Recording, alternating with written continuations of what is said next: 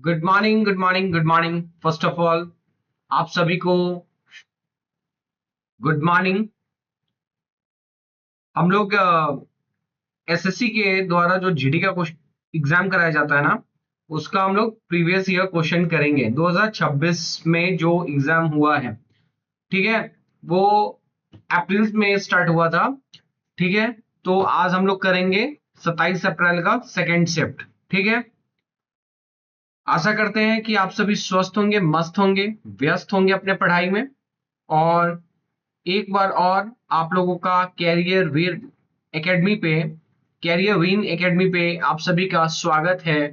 ठीक है, चलिए हम लोग क्वेश्चन पे चलते हैं, समय बिना गवाए हुए। ठीक है, चलिए नेक्स्ट क्वेश्चन पे चल मतलब फर्स्ट क्वेश्चन हमारे सामने है, ये रहा। ये बहुत अच्छा क्वेश्चन है। आपको लगेगा कि ये बच्चा वाला क्वेश्चन है, बट ये अच्छा क्वेश्चन है। ये पूछा था, है ना। ये करीबन 4 से 5 क्वेश्चन इसी टाइप का था। तो ये हम यूनिट डिजिट जो होता है उसकी मदद से हम लोग निकाल सकते हैं।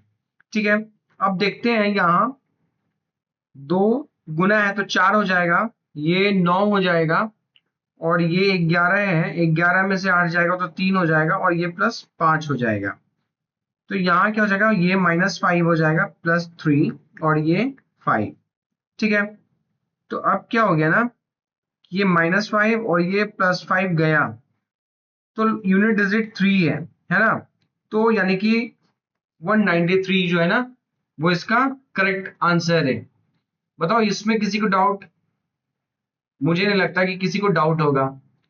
नेक्स्ट क्वेश्चन पे चलें।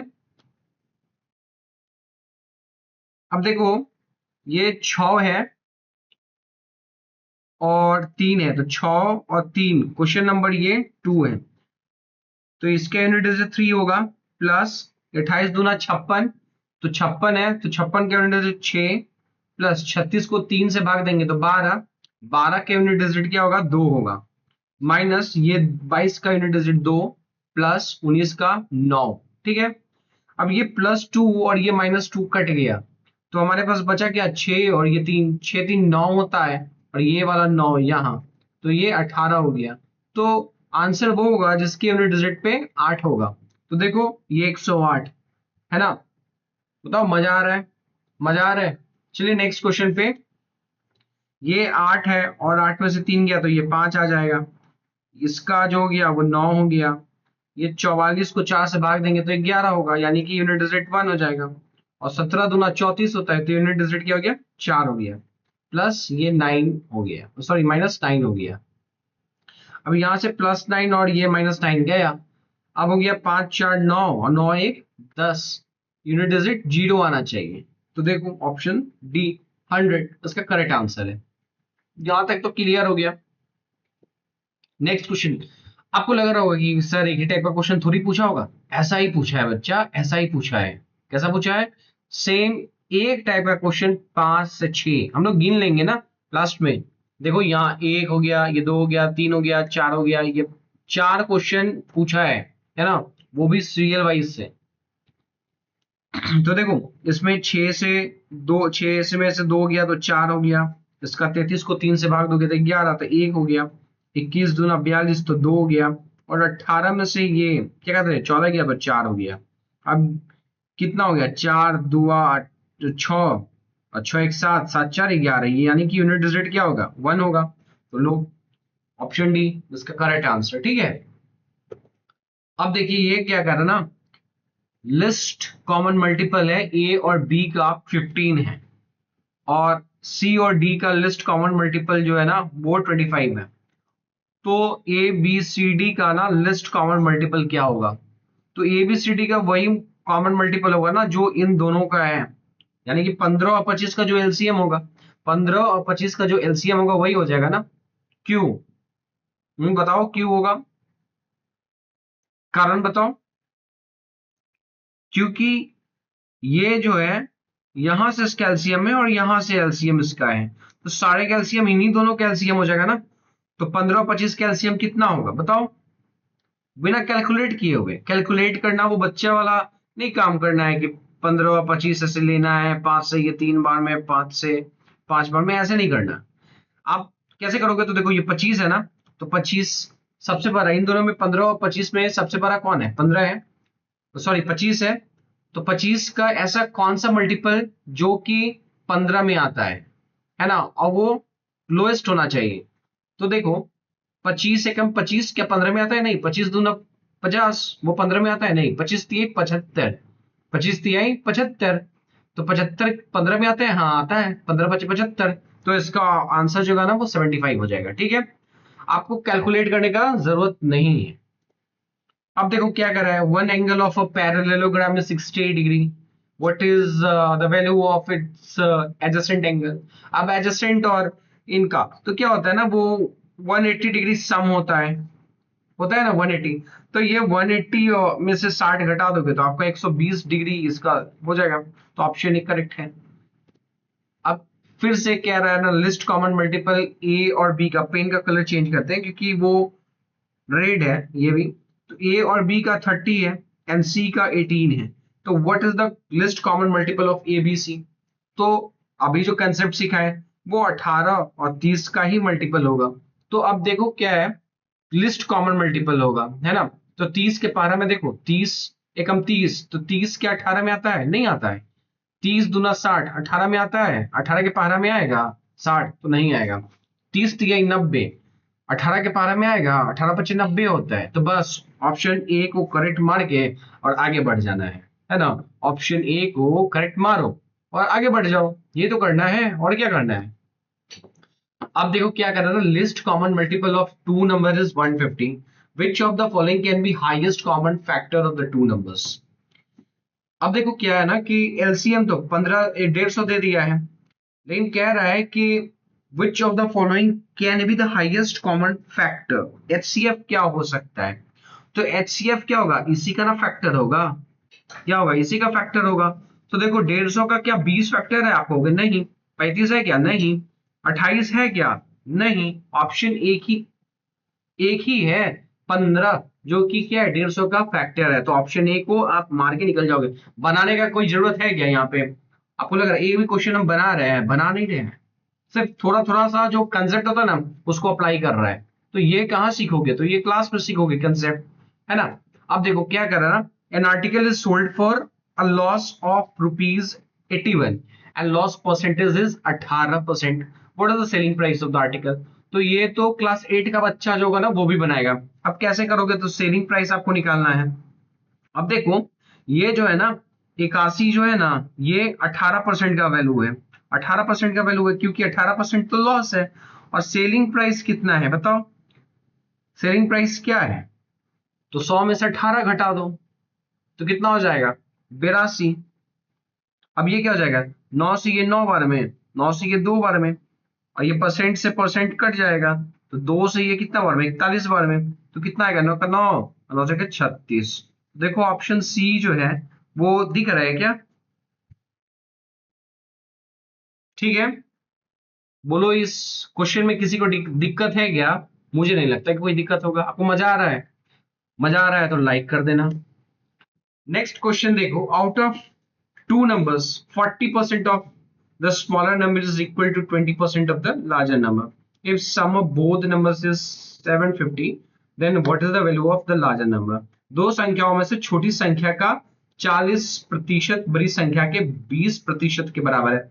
हम क्या करते हैं ना, दो संख्या मान लेते हैं, एक x है और एक y है, और इसमें x जो है ना वो बड़ा है y से, ऐसा ही जैसे कहा वैसे कर दिए।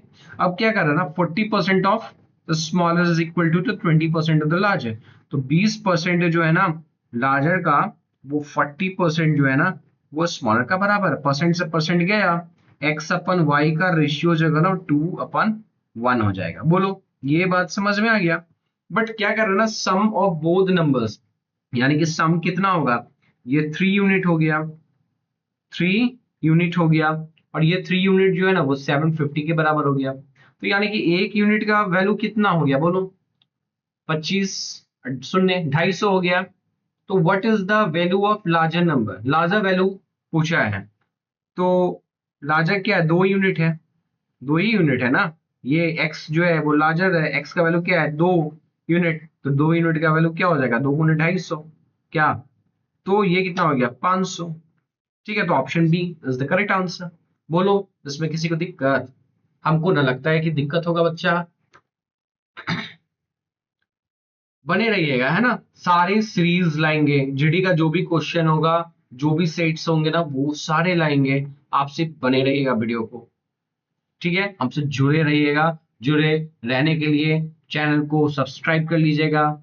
ठीक है, और अपने दोस्तों के साथ भी शेयर कीजिएगा। A person sells an article at a loss of 20%, sorry, 25%. Cost price and selling price are increased by 40% and y% respectively. If the new loss percentage is 15%, then what is the value of y? बहुत अच्छा question है ये। VVI है। क्यों? क्योंकि इस pattern पे मुझे लगता है कि और भी क्वेश्चन पूछा जा सकता है इस साल, मतलब 27 में जो एग्जाम होगा ना, इस पैटर्न पे पूछा जा सकता है। देखो क्या कर रहा है ना, इसमें दो केस है। केस 1 है और ये केस दूसरा है। इसमें क्या कर रहा है ना, लॉस हो रहा है 25%। लॉस 25% हो रहा है, तो 25% का फ्रैक्शनल वैल्यू क्या होता है, 1/4 होता है। और ये लॉस हो रहा है तो माइनस हो गया। तो सीपी क्या कर रहा है ना, हम 40/4 हो गया। ठीक है, और एसपी जो हो गया ना, वो 3 हो गया। इसका लॉस जो हो गया ना, वो 1 हो गया। अब हम क्या कर रहे हैं ना, इसको हम अपने मन से 40, 30 और ये 10 कर ले रहे हैं। ऐसा क्यों किए? क्योंकि हमारा कैलकुलेशन जो है ना, वो इजी हो जाएगा। इजी कैलकुलेशन को इजी करने के लिए हम लोग किए हैं। ठीक है, अब देखो इस केस में क्या हो रहा है ना, लॉस, सेकंड केस में क्या हो रहा है, लॉस परसेंटेज जो है ना, वो 15% का हमको लॉस हो रहा है। ठीक है, कलर चेंज कर लेते हैं। 15% का लॉस हो रहा है। 15% का ये फ्रैक्शनल वैल्यू क्या होगा, 3/20, और ये माइनस में।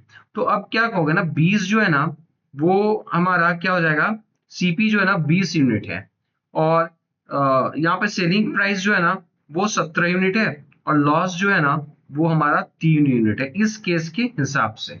ठीक है, सेकेंड केस जो है ना, उसमें सीपी का वैल्यू 20 दिया है, ये 40, सॉरी एसपी जो है 17 है, लॉस जो है वो 3 है, 3 यूनिट है।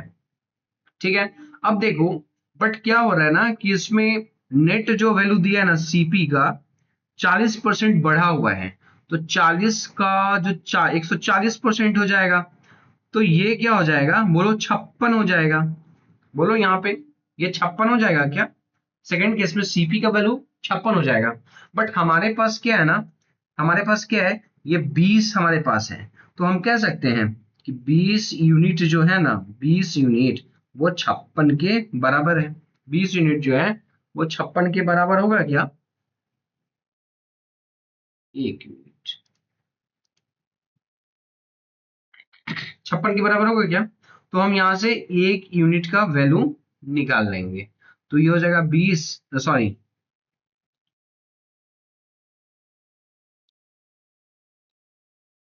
56/20।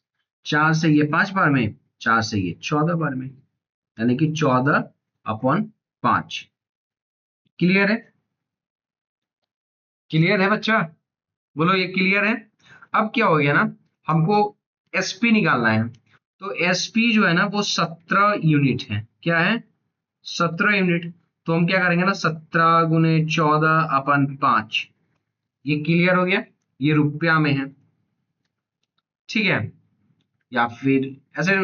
अब क्या हो गया ना कि हमारे पास पूछ रहा है कि ये कितना बढ़ा था ना, y% बढ़ा था। तो ये कितना होना चाहिए, 30/100 × 100 प्लस y%, है ना। तो ये क्या हो गया, 30/100 और 100 प्लस y। ठीक है, तो ये 5 से ये 20 बार में जाएगा, ये चला जाएगा। ठीक है, अब क्या हो गया,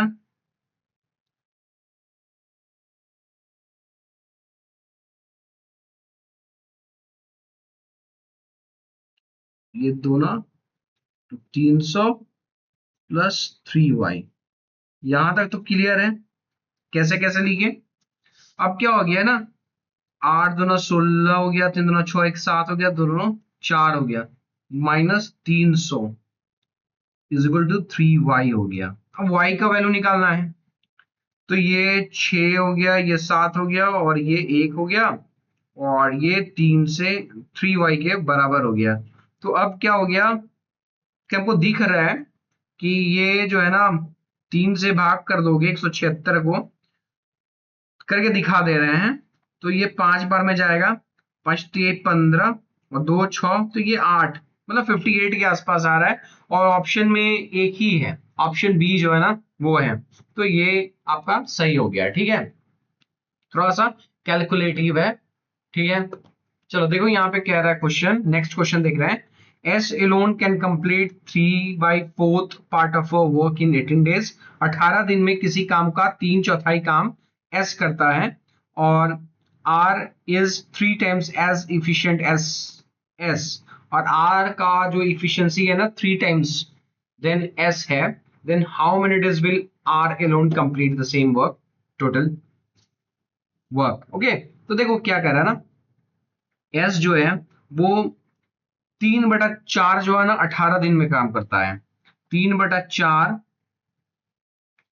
जो है 18 दिन में करता है, तो एस एक काम को कितना दिन में करेगा, 18/3 गुने 4, 24, 24 डेज में, 24 डेज में वो कंप्लीट करेगा। बोलो ये बात क्लियर होगा। हम ये इतना लिख रहे हैं क्यों, क्योंकि आपको समझा रहे हैं, हालांकि मुझे लिखने का जरूरत नहीं है।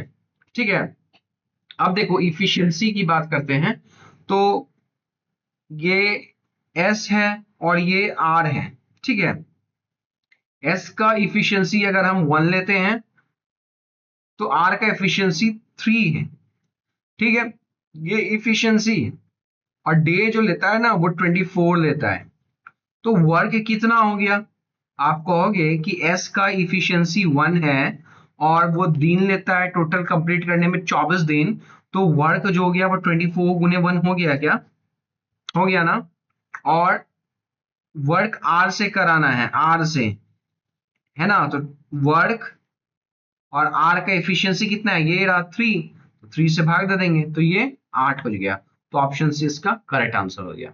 बोलो कोई दिक्कत यहां तक, कैसे, मतलब कैसा आपको लग रहा है, आपका अनुभव कैसा रहा, ये कमेंट में जरूर करके बताइएगा। थोड़ा सा पानी पी लेते हैं। ठीक है,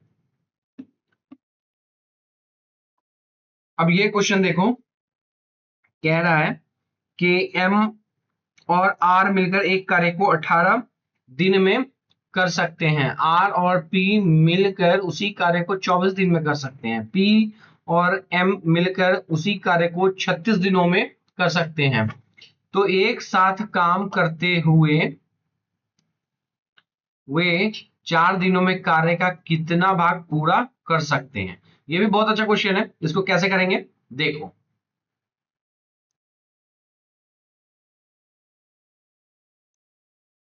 देखो कैसे करना है, ये एम है और ये आर है, ये 18 दिन में काम करता है, ये आर है और ये पी है, ये 24 दिन में काम करता है दोनों, और पी है और ये एम है, दोनों मिलके 36 दिन में काम करता है। तो इन तीनों के एलसीएम जो हो जाएगा वो 72 हो जाएगा, और यहाँ से इनका एफिशिएंसी एम और आर का एफिशिएंसी 4, इनका 3 और इनका 2 हो जाएगा। यानी कि हमारे पास आ गया M plus R plus P, है ना, ये आ गया 4 3 7 2 9, 9/2। ठीक है, ये इनका एफिशिएंसी है। बट अब क्या कर रहा है ना, वर्क जो 4 दिनों में ये सभी काम करेंगे, तो वर्क जो डन होगा, वर्क डन इन 4 डेज जो होगा वो कितना हो जाएगा, 9/2 गुने 4, तो ये 18 यूनिट, तो 18 यूनिट काम हो जाएगा, टोटल कितना है 72, तो 1/4 काम कंप्लीट होगा। अगर पूछेगा कि कितना बचा रह गया, कितना बचा रह गया, तो वो कितना बचा रह गया, 3/4 जो है ना वो बचा रह गया, लेफ्ट रह गया। ठीक है, अगर मजा आ रहा है ना तो एक बार प्लीज लाइक कर देना, है ना, और चैनल को सब्सक्राइब कर लीजिएगा please. Speed of boat down the stream and up the stream is 42 kilometre per hour and 36 kilometre. ठीक है, डाउन स्ट्रीम दे दिया है, अप स्ट्रीम दे दिया है, और स्पीड पूछा है बोट का इन स्टील वाटर, स्टील वाटर में बोट का मतलब एक्स पूछा है हमसे, एक्स क्या है, तो यहाँ पर देखो एक्स प्लस वाई जो है ना वो डाउन स्ट्रीम है तो प्लस हो जाएगा, 42 एंड अप स्ट्रीम है तो वो माइनस हो जाएगा, x माइनस वाई 36 हो गया। हमको 2x का वैल्यू निकल गया, 6 2 8 हो गया, 4 3 7 हो गया, तो x का वैल्यू कितना हो जाएगा, 39 हो गया। बोलो अगर y का वैल्यू पूछता तो क्या हम निकाल सकते थे? निकाल सकते हैं। y का वैल्यू जरा कमेंट बॉक्स में बताना कि y का वैल्यू क्या होगा। ठीक है, नेक्स्ट क्वेश्चन पे चले। अब कह रहे हैं ना, speed of boat in still water is 23 kilometre per hour. If the upstream speed of boat is 17 kilometer per hour, then what is the speed in kilometer of the stream? मतलब इसमें ना y पूछा है। अब देखो ये topic जिसका clear होगा, है ना, वो तो 2 क्वेश्चन ले जाएगा, पक्का ले जाएगा। एक जगह बोट का स्पीड पूछ दिया है, एक जगह किसका, स्ट्रीम का स्पीड पूछ दिया है। तो इस क्वेश्चन में है क्या, कुछ भी नहीं है। अब देखो क्या कहता है ना, स्पीड ऑफ बोट, तो x का वैल्यू तो 23 दे दिया है, 23 किलोमीटर पर आवर। ठीक है, अब अप स्ट्रीम दे दिया है, अप स्ट्रीम क्या होता है, x माइनस वाई, ये 17 हो गया। तो यहाँ y, अब बताओ y का वैल्यू पूछा, तो नहीं निकल जाएगा y का वैल्यू, x माइनस 17 वाई हो गया, और ये 23 माइनस 17 बराबर 6। ऑप्शन बी इसका करेक्ट आंसर है। तो जो भी पूछा है ना, वो एकदम कंसेप्ट जिसका क्लियर है, जिसका प्रैक्टिस था, वो पूरा बनाया होगा। ठीक है, अब हम लोग देखते हैं फिर से, मतलब जो टॉपिक पकड़ा है, हमने देखा कि डाउन स्ट्रीम बोट वाला पकड़ा तो उसी पे 3 क्वेश्चन पूछ दिया। वो क्या कहते हैं, यूनिट डिजिट पे हमने देखा कि सिंप्लीफिकेशन का सवाल पूछा तो 4 क्वेश्चन सिंप्लीफिकेशन का पूछ दिया, है ना। तो मतलब जो टॉपिक पकड़ रहा था, वो टॉपिक से हमको लग रहा है कि 3 से 4 क्वेश्चन दे रहा था, है ना।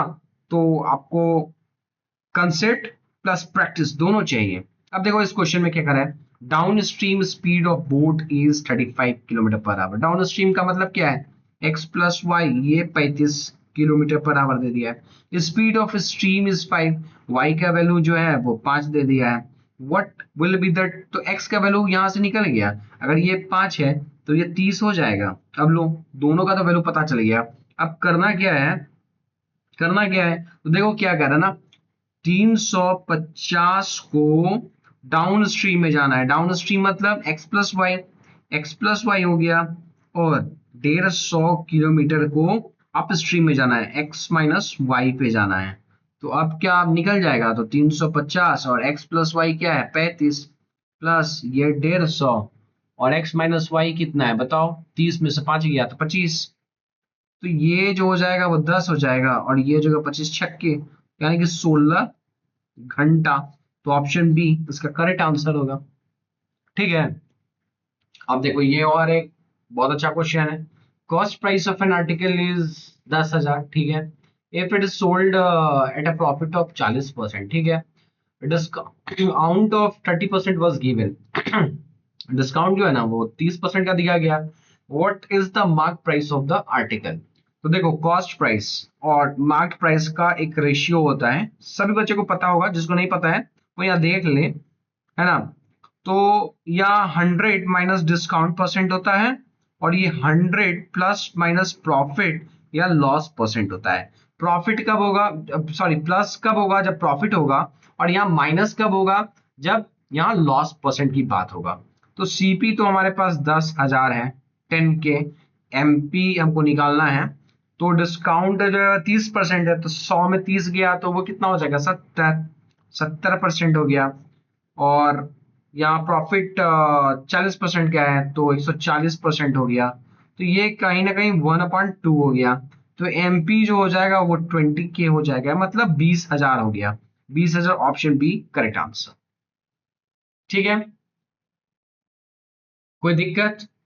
अगर दिक्कत हो तो कमेंट में लिखना कि सर नहीं समझ में आया। सर कहने की जरूरत नहीं है, आप भैया कहो, भाई कहो, जो कहो, है ना, सर मत कहना। ठीक है, अब देखो, after two successive discounts of 20% and 30% in article is sold for 4480, what is the mark price of the article? तो मार्क प्राइस को हम एमपी ही रहने देते हैं, और 20% का डिस्काउंट हुआ है, मतलब 20% का फ्रैक्शनल वैल्यू क्या होता है, 1/5। तो 5 में 1 का डिस्काउंट दिया तो 4/5 हो जाएगा क्या, और 30% 3/10 होता है फ्रैक्शनल वैल्यू, तो ये 7/10 हो जाएगा, और ये 44 और ये 80 हो गया। तो 4 से ये जाएगा 11, 2 और ये 0 है ना। 7 से ये जाएगा 16 बार में, ठीक है। और यहाँ से एमपी जो होगा 16 × 50, मतलब 16×5 = 80। यहाँ एक शून्य था ना, 16×5 = 80 और डबल 0, मतलब 8000। Option B is the correct answer, ठीक है। अब देखो क्वेश्चन क्या रहा है ना, 1.8 meter tall boy cast a shadow 1.2 meter. At the same time, a building cast a shadow of 8 meter long. What is the height of the building? मतलब case number 1 में देखो क्या कह रहा है। केस 1 में कि एक लड़का है जिसकी लंबाई ये 1.8 मीटर है, और उसका शैडो जो 1.2 मीटर है, 1.2 मीटर है, 1.2 मीटर, ठीक है। और केस नंबर 2 में कह रहा है, केस नंबर 2 में कि एक एट द सेम टाइम एक बिल्डिंग है जिसका शैडो जो है वो 8 मीटर है, 8 मीटर है। और हमसे पूछा है हाइट ऑफ द बिल्डिंग, तो हम सपोज एच मान लेते हैं, ठीक है, एच मान लेते हैं। बोलो इसमें कोई दिक्कत, but at the same time है, इस पे ध्यान देने वाली बात है। कहाँ गया एट द सेम टाइम, तो एट द सेम टाइम जो होगा ना, एंगल ऑफ एलिवेशन जो होगा ना, वो क्या होगा, बराबर होगा। एंगल ऑफ एलिवेशन थीटा और थीटा दोनों आपस में बराबर होगा, ठीक है। तो अब क्या होगा ना, ये कॉन्ग्रुएंट हो गया, सिमिलर हो गया, जो भी कहो। तो ये 1/8 हो गया, 1/2 हो गया, बराबर h/8 हो गया। तो ये पॉइंट पॉइंट गया 6 से, ये 3 बार में, 6 से ये 2 बार में, 2 से ये 4 बार में, चढ़ती है 12 मीटर जो हो गया, वो हाइट हो गया किसका, बताओ, बिल्डिंग का। तो ये ज्यादा मतलब डीपली क्वेश्चन नहीं है, एकदम कंसेप्चुअल है। जिसको पता है, थोड़ा सा भी हाइट एंड डिस्टेंस पढ़ा होगा, वो बना देगा इस क्वेश्चन को। अब इस क्वेश्चन, सेम क्वेश्चन है, इसका आंसर आप कमेंट बॉक्स में बताना क्या होगा। आंसर कमेंट बॉक्स में बताना, ओके, कमेंट बॉक्स में दो, ठीक है। इसका आंसर जो होगा कमेंट बॉक्स में देना भाई। तो धन्यवाद, आप इस क्लास का एक इंपॉर्टेंट पार्ट बने। इसके लिए हम तो आशा करेंगे यही कि आप कल फिर हमारे साथ जुड़े, नेक्स्ट शिफ्ट को देखें, ठीक है। Keep learning, keep growing.